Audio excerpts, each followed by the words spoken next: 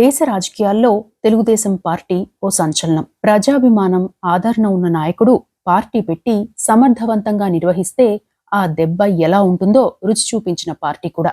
జాతీయ స్థాయిలో ఏ పార్టీకి లేని బలమైన క్యాడర్ ఆ పార్టీ సొంతం. అంకిత భావానికి, క్రమశిక్షణకు మారుపేరుగా నిలిచిన తెలుగుదేశం పార్టీ జాతీయ స్థాయిలో అనేక రికార్డులను సాధించింది. అదే సమయంలో అనేక ఆటుపోట్లు ఎదుర్కొంది. నాదెండ్ల ఎపిసోడ్ నుండి మొదలు 2019లో ఏపీలో 23 సీట్లకు పరిమితం కావడం వరకు ఎన్నో సవాళ్లను ఎదుర్కొని అధిగమించింది.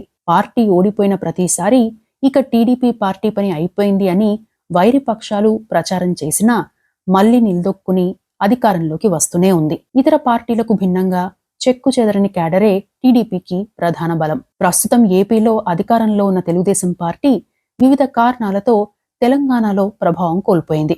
రానున్న కాలంలో తెలంగాణలో ఆ పార్టీ మనుగడ ఏంటనేది సమాధానం దొరకని ప్రశ్నగా మారింది కూడా. ఇదంతా వర్తమానం. ఒక్కసారి గతంలోకి వెళ్తే తెలుగుదేశం పార్టీ నుండి కూడా అనేక పార్టీలు పుట్టాయి. కొన్ని పార్టీలు సంచలనాలు రేపాయి, కొన్ని కనుమరుగైపోయాయి. అవేంటో తెలుసుకుందాం. నందమూరి తారక రామారావు గారు స్థాపించిన తెలుగుదేశం పార్టీ 9 నెలల్లోనే అధికారంలోకి వచ్చింది. అధికారంలోకి వచ్చిన కొన్నాళ్లకే ఆటుపోట్లు ఎదురయ్యాయి. అయితే ఎన్టీఆర్ గారు సీఎంగా ఉన్నప్పుడే చాలా మంది నేతలు ఎన్టీఆర్ గారితో విభేదించి బయటకు వచ్చి వేర్వేరు పార్టీల్లో చేరారు. కానీ తెలంగాణ దిగ్గజ నేతల్లో ఒకరైన కుందూరు జానారెడ్డి గతంలో ఉమ్మడి ఏపీ హోంమంత్రిగా, హౌసింగ్ మినిస్టర్గా చేశారు. అయితే ఆయన రాజకీయ జీవితం టీడీపీతో మొదలైంది. అప్పట్లో ఎన్టీఆర్ తీసుకున్న నిర్ణయాలతో విభేదించిన ఆయన 1988లో తెలుగు మహానాడు పేరుతో పార్టీని నడిపారు. కొన్ని రోజులకే ఆ పార్టీని నడపడంలో ఇబ్బందులు వచ్చాయి. దీంతో రాజీవ్ గాంధీ పిలుపుతో కాంగ్రెస్ పార్టీలో విలీనం చేశారు. అప్పటి నుండి కాంగ్రెస్లో ఉన్నారు. తెలుగుదేశం పార్టీ నుండి బయటకు వచ్చిన నాయకుడు ఏర్పాటు చేసిన తొలి పార్టీ ఇదే. ఇక తెలుగుదేశం పార్టీ ప్లీనరీగా చెప్పే కార్యక్రమం కూడా మహానాడు పేరుతోనే నడుస్తోంది. అది వేరే విషయం. ఇక తెలుగుదేశం పార్టీని చంద్రబాబు హస్తగతం చేసుకున్న కొన్నాళ్లకు ఎన్టీఆర్ గారు మరణించారు. దీంతో తెలుగుదేశం పార్టీ గుర్తు కోసం లక్ష్మీ పార్వతి న్యాయ పోరాటం చేసి విఫలమైంది. ఆ తరువాత ఎన్టీఆర్ తెలుగుదేశం పేరుతో పార్టీ పెట్టారు. 1996 ఉప ఎన్నికల్లో పాతపట్నం నుండి పోటీ చేసి గెలిచారు. 1999 ఎన్నికల్లో మాత్రం దారుణంగా విఫలమయ్యారు. ఎన్టీఆర్ తెలుగుదేశం పార్టీ ఒక్క సీటు గెలుచుకోకపోగా పోటీ చేసిన అన్ని చోట్ల కూడా డిపాజిట్ కోల్పోయింది. ఆ తర్వాత ఆ పార్టీ కనుమరుగైంది. లక్ష్మీ పార్వతి ప్రస్తుతం వైసీపీలో ఉన్నారు. ఇక ఎన్టీఆర్ గారు చనిపోయిన తర్వాత కొన్నాళ్ల పాటు చంద్రబాబు గారితోనే ఉన్న ఎన్టీఆర్ గారి కుమారుడు నందమూరి హరికృష్ణ గారు చంద్రబాబుతో విభేదాల కారణంగా 1999 జనవరి 26న అన్న తెలుగుదేశం పేరుతో పార్టీ పెట్టారు. ఆ పార్టీ కూడా ఎన్నికల్లో దారుణంగా విఫలమైంది. ఎన్టీఆర్ కు సారథిగా వ్యవహరించిన హరికృష్ణకు ప్రజల్లో భారీ మద్దతు కనిపించినా ఆ పార్టీ కేవలం 1.1% ఓట్లు మాత్రమే సాధించింది. 191 సీట్లలో పోటీ చేసినా ఒక్కచోట కూడా డిపాజిట్ రాలేదు. చివరికి 2006లో ఆ పార్టీని టీడీపీలో విలీనం చేశారు.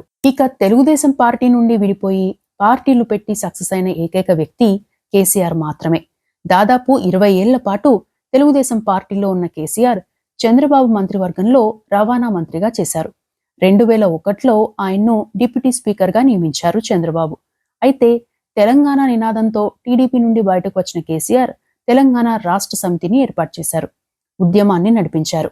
తెలంగాణ ఏర్పాటు సాకారం కావడంలో కీలక పాత్ర పోషించారు. ఇక 2014, 2018లో 2 సార్లు అధికారంలోకి వచ్చింది టీఆర్ఎస్ పార్టీ.